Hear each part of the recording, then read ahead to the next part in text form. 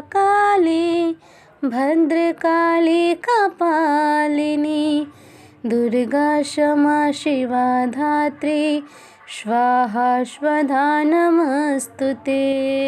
जय माता दी दोस्तों, आप सभी लोगों का स्वागत है हमारे YouTube चैनल में।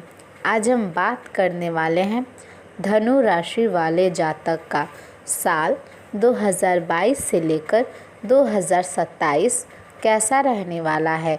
मेरे प्रिय दर्शक, हम आपको बताएंगे कि आपकी आने वाले 5 साल में आपका सेहत कैसा रहेगा, आपका प्रेम संबंध कैसा रहेगा, आपका कैरियर कैसा रहेगा, आपको धन का लाभ होगा या धन की हानि। आइए हम सबसे पहले बात कर लेते हैं कि आपका सेहत कैसा रहेगा। आपको स्वास्थ्य संबंधी छोटी मोटी दिक्कतें हो सकती हैं जिनसे आपका स्वास्थ्य आंशिक रूप से प्रभावित होगा, लेकिन इससे आपको ज़्यादा परेशानी नहीं होनी चाहिए। आपको ठंड की समस्या हो सकती है, खांसी की भी समस्या हो सकती है। माचिस जलाते हुए आप सावधान रहें, क्योंकि आपको आग से दुर्घटना होने की भी संभावना बनी हुई है। थोड़े से सावधान रहने से आप खुद को परेशानियों से बचा सकते हैं। ऐसी स्थितियाँ आ सकती हैं जो आपको बिना सोचे काम करने के लिए उकसा सकता है। यह सही समय है जब आपको सब कुछ अपने नियंत्रण में रखकर युद्ध स्तर पर काम करना है। अपने बच्चों या छोटे बहन भाइयों के लिए सुरक्षात्मक रवैया अपनाएं। आप बहुत अच्छी तरह से सामाजिक गतिविधियों में शामिल होंगे और यहाँ आपका बहुत अच्छा स्वागत भी होगा। आपकी परेशानी कहीं से कम होने का नाम ही नहीं ले रही है। साल आपके लिए स्वास्थ्य की दृष्टि से हल्का रहने वाला है। शरीर में ताजगी का अभाव रहेगा। हर समय थकान या किसी अन्य प्रकार की परेशानी का अनुभव भी आपको होता रहेगा। इसकी वजह यह है कि आपकी कुंडली में गर्म स्वभाव वाले मंगल 12वें भाव में स्थित है। इसके अलावा वक्री बुध का गोचर भी 12वें भाव में हो जाएगा। दोनों ग्रहों की ऐसी स्थितियों के कारण आपको स्वास्थ्य समस्याओं का सामना करना भी पड़ सकता है। अगर पहले से कोई समस्या चली आ रही है तो उसमें वृद्धि हो सकती है। आप किसी नेत्र विकार से पीड़ित हो सकते हैं, अनिद्रा से ग्रस्त रह सकते हैं या फिर नींद में व्यवधान हो सकता है। नींद की कमी कई समस्याओं का कारण भी बन सकती है।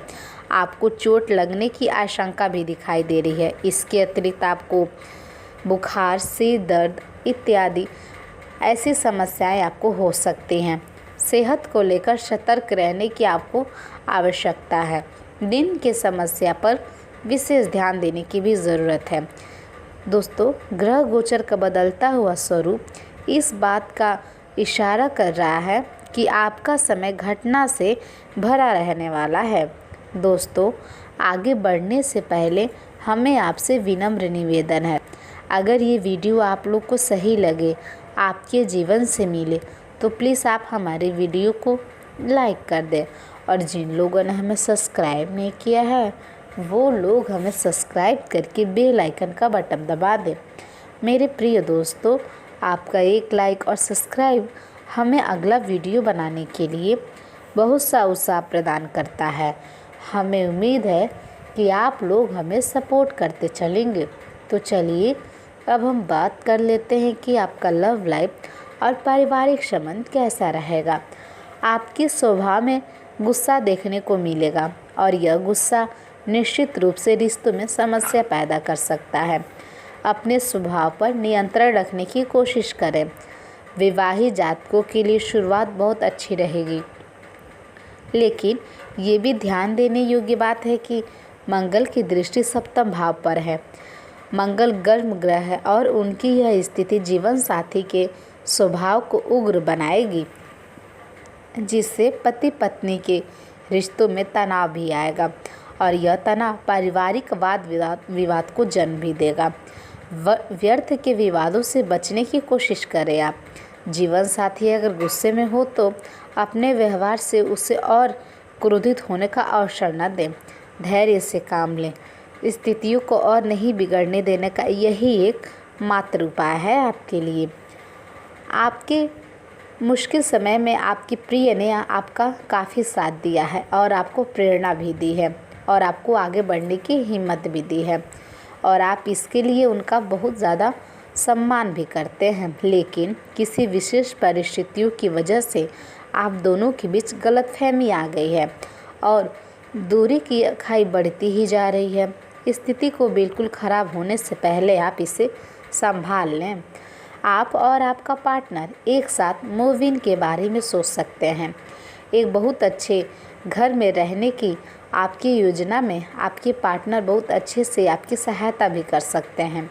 हालांकि मूड बदलने और खुश मिजाज बनाने के लिए, रूटीन में बदलाव के लिए आप किसी खूबसूरत जगह पर छुट्टी मनाने या किसी रोमांचक यात्रा पे भी जा सकते हैं। आइए अब हम बात कर लेते हैं कि आपको धन का लाभ होगा या धन की हानि। साल अपने व्यावसायिक और वित्तीय गतिविधियों में बदलाव लाने का है, इसलिए अगर कुछ इस तरह की आपकी योजना है तो अपने आप को तनाव मुक्त रखें। आप अपना दृष्टिकोण प्रभावी ढंग से शीर्ष प्रबंधकों के समक्ष रख पाने में समर्थ होंगे।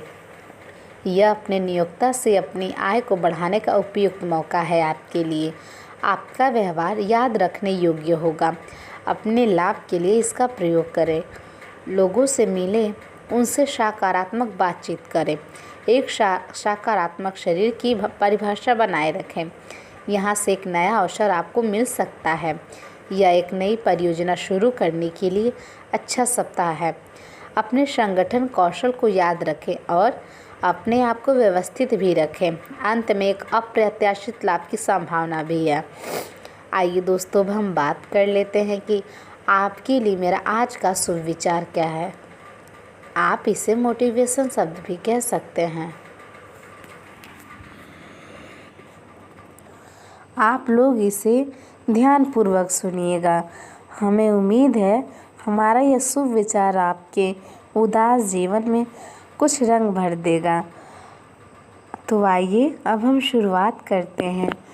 कल एक झलक ज़िंदगी को देखा, वो राहों पे मेरी गुनगुना रही थी। फिर ढूंढा उसे इधर से उधर, वो आँख मिचौली कर मुस्कुरा रही थी। एक अरसे बाद आया मुझे करार, वो सहला के मुझे सुला रही थी। हम दोनों क्यों खफा हैं एक दूसरे से, मैं उसे और वो मुझे समझा रही थी। मैंने पूछ लिया, क्यों इतना दर्द दिया कमबख्त तूने। वो हंसी और बोली, मैं ज़िंदगी हूँ, तुझे जीना सिखा रही थी। ज़िंदगी में सबसे ज़्यादा दुख दिल टूटने पर नहीं बल्कि यकीन टूटने पर होता है। एक बार इंसान ने कोयल से कहा, तू काली ना होती तो कितना अच्छा होता। सागर ने कहा, तेरा पानी खारा ना होता तो कितना अच्छा होता। और गुलाब ने कहा, तुझमें अगर कांटे ना होते तो तू कितना अच्छा होता। सब तीनों एक साथ बोले, हे इंसान, अगर तुझ में दूसरों की कमियां देखने की आदत ना होती तो तू कितना अच्छा होता। खुशी पैसों पर नहीं परिस्थितियों पर निर्भर करती है।